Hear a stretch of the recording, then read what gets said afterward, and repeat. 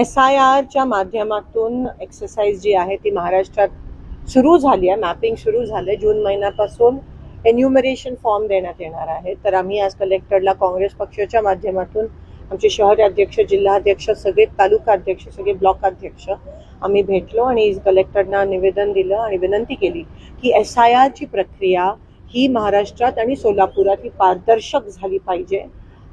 BLOज जे आहेत त्यांनी कोणत्याही दबावाखाली जो गव्हर्नमेंट जो ऑफिसर नेमणार आहे, जो घरोघरी जाणार आहे, कोणत्याही सत्ताधारी पक्षाकडून कोणत्याही दबावाखाली न येता त्यांनी पारदर्शकपणे ही कामं हे SIR घरोघरी जाऊन केलं पाहिजे.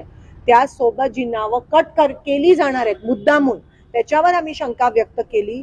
त्या नावाची पण यादी आम्हाला प्राप्त झाली पाहिजे. तुमच्या माध्यमातून मी सर्व मतदारांना विनंती करते की हे जे BLOज आहेत ते तुमच्या घरी एकदा नाही 3दा येणार आहेत. पण अशी पण शंका वाटते की जे विरोधी पक्षाचे मतदार आहेत त्यांच्या घरी जाणारच नाहीत.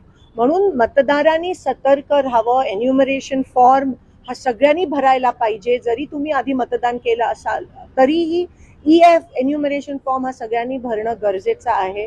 त्या BLOला सहकार्य करा. जर BLOनी दबाव आणला किंवा तुमचं नाव वगळण्याचा प्रयत्न केला तर लगेच आम्हाला तुम्ही आमच्या संपर्कात येऊ शकता. पण सगळ्या मतदारांनी ह्या बाबतीत सतर्क राहणं, दक्षता घेणं महत्त्वाचं आहे. आणि BLOज आणि कलेक्टरना विनंती करते की कोणत्याही दबावाखाली न येता ही प्रक्रिया अतिशय पारदर्शकपणे झाली पाहिजे. आमच्या पण BLAना सोबत घेऊन प्रत्येक ठिकाणी जाणं गरजेचं आहे. घरी जाण्यासाठी नकार येतात अनेक वेळेस. आणि दुसरं जे आहे की मतदार यादीमध्ये 2002च्या यादीमध्ये त्यांची नावं अनेकांची सापडत नाहीत. अनेक तक्रारी त्याच्या बाबतीत आहेत. खूप नावं जाहीर झाली पाहिजे. मतदार यादी पण BLOची नावं जाहीर झाले, सगळ्यांकडे लिस्ट आहे, पण ती पब्लिकली वृत्तपत्रामध्ये ती जाहीर झाली पाहिजेत. त्यासोबत मतदारांनी पण सतर्क राहणं की कारण का प्रचंड दबाव येणार आहे.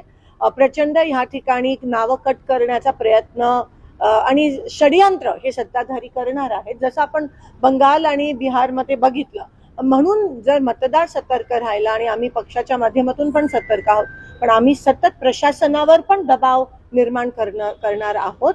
आम्ही प्रशासनाच्या सोबत आहोत. जर सत्ताधारींनी त्यांच्यावर दबाव आणला तर आम्ही तुमच्या सोबत आहोत की तुम्ही विसरू नये, असं एक आश्वासन कलेक्टरना ह्या ठिकाणी आम्ही देतो. कांद्याचे भाव जे आहेत ते कुठेतरी घसरतात. कांद्याचे भाव घसरतायत, पेट्रोलचे भाव वाढतायत, डिझेल आता पेट्रोल पंपवर बंद करण्यात आलं आहे असं मला आज बरेच शेतकऱ्यांचे फोन आले. काही ठिकाणी त्या ठिकाणी फक्त 500 रुपये 2000 रुपयाचं डिझेल भरण्याची परवानगी देत आहेत.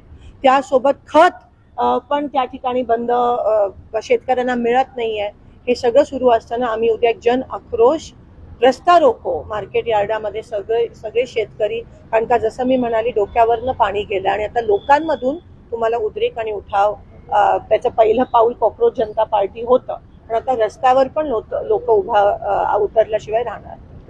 सोलापूरच्या बाजारामधली एक पावती भरली शेतकऱ्याची 300 रुपये त्या शेतकऱ्याला भरावे लागले कांद्याचं. आणि अशी एवढी वाईट परिस्थिती आहे आणि कोणाचंही लक्ष या ठिकाणी नाहीये. आपल्याला दिसून येतं सत्ताधारी मस्त आहेत आणि शेतकरी त्रस्त आहेत. तुम्ही काँग्रेस जनता पार्टीचा उल्लेख केला. त्यांनी संस्थापकाला जीवे मारण्याच्या धमक्या येत आहेत, त्यांच्या घराला पोलीस अमेरिकेत जाऊन मारण्याच्या पण धमक्या येत आहेत त्यांना. आणि तुम्ही बघू शकता की कोणत्याही प्रकारचा विरोध झाला की हे लोक कसे वागतात आणि अहंकारी किती झाले त्याच्यावरून कळतं. पण काँग्रेस जनता पार्टी ही सुरुवात आहे त्या रेव्होल्युशनची, त्या क्रांतीची. लोकांना व्यासपीठ अशी मिळत नाही म्हणून ते सोशल मीडियाचा आता वापर आणि 21 मिलियन फॉलोअर्स त्या काँग्रेस जनता पार्टीला मिळेल.